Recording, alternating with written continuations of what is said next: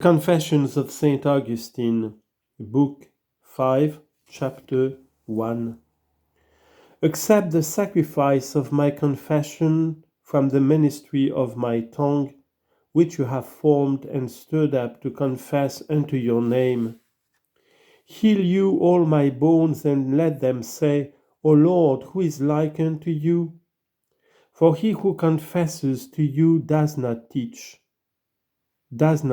you what takes place within him.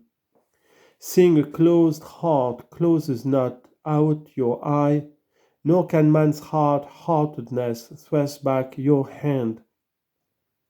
For you dissolve it at your will in pity or in vengeance, and nothing can hide itself from your heat. But let my soul praise you, that it may love you, and let it confess your own mercies to you, that it may praise you.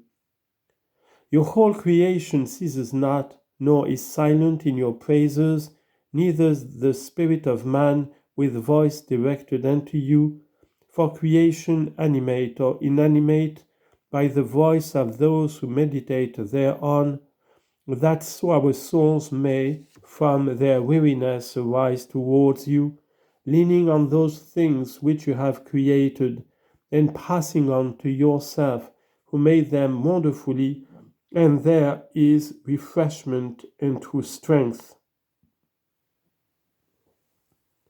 Chapter 2. Lest the restless, the godless depart and flee from you, yet you see them and divide the darkness. And behold, the universe with them is fair, though they are fall. And how have they injured you? Or how have they disgraced your government, which from the heaven to this lowest earth is just and perfect? For whither fled they when they fled from your presence? Or where do not you find them? But they fled that they might not see you seeing them, and blinded might stumble against you, because you forsake nothing you have made. That the unjust, I say, might stumble upon you, and justly be hurt, withdrawing themselves from your gentleness, and stumbling at your uprightness, and falling upon their own ruggedness. Ignorant, in truth, that you are everywhere, whom no place encompasses, and you alone are near, even to those that remove far from you. Let them then be turned and seek you, because not as they have forsaken their Creator have you forsaken your creation. Let them be turned and seek you, and behold, you are there in their heart, in the heart of those that confess to you, and cast themselves upon you, and weep in your bosom after all their rugged ways. Then do you gently wipe away their tears, and they weep the more, and joy in weeping, even for that you, Lord, not man of flesh and blood, but you, Lord, who made them, we made and comforted them. But where was I when I was seeking you? And you were before me, but I had gone away from you, nor did I find myself. How much less you?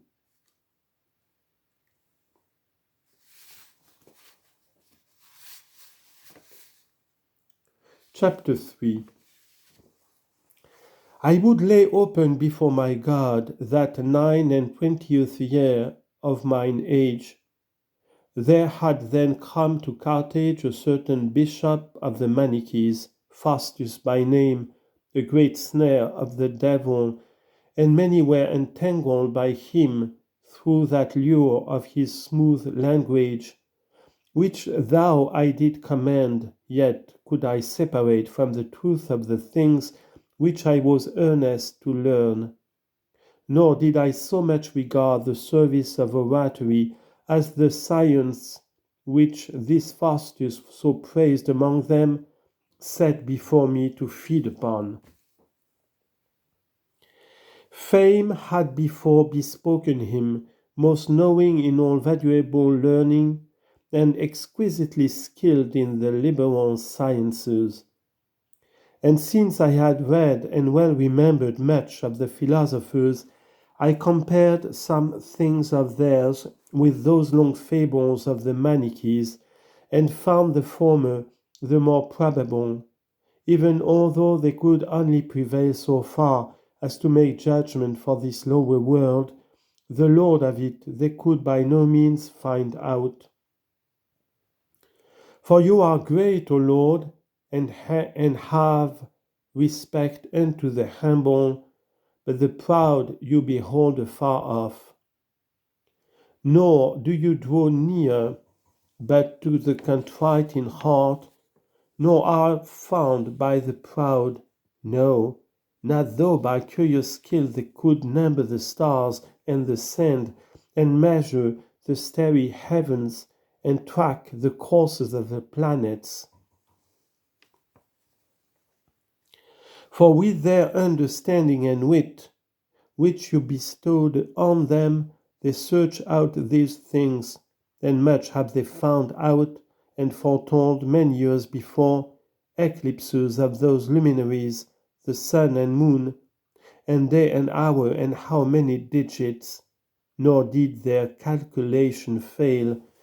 And it came to pass as they foretold, and they wrote down the rules they had found out, and these are read at this day, and out of them do others foretell in what year and month of the year, and what day of the month, and what hour of the day, and what part of its light, moon or sun, is to be eclipsed, and so it shall be, as it is foreshadowed.